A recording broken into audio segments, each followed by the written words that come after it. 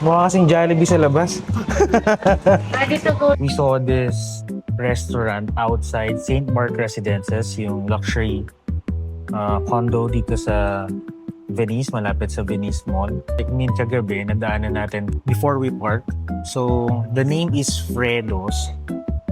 Parang nakita ko na kasi siyang pinost sa What's Your Ulam Pare. So, basically para siyang Jollibee. Pero, this time, mga lutong bahay, mga Pinoy ulam. So, bumaba tayo sa lobby. I'm just waiting for the key card. Tapos, punta tayo sa Fredos. Kasi gusto namin matikman yung food nila. And gusto ko rin kasi malaman na kung masarap ba. Lutong bahay pero yung design niya is parang fast food. Parang gano'n, lutong bahay na fast food yung design. Which is talagang mukhang Jollibee yung loob. Okay, so puntahan natin. So yeah, konting lakad lang papunta ng Fredos. Let's go. Yun yung Fredos dun sa dulo. So lakad tayo here.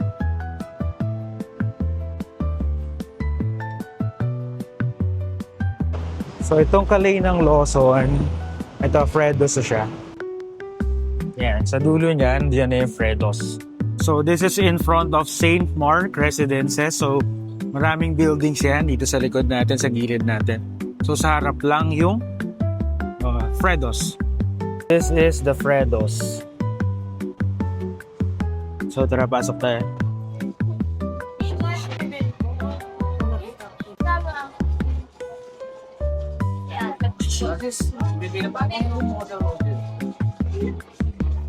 Kulayo. So, di ba mukhang Jollibee yung design niya?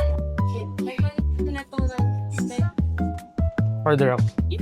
Bestseller beef caldereta, no? And then, may gulay na yan, no? Take out to, take out. Tsaka Pinoy style spaghetti.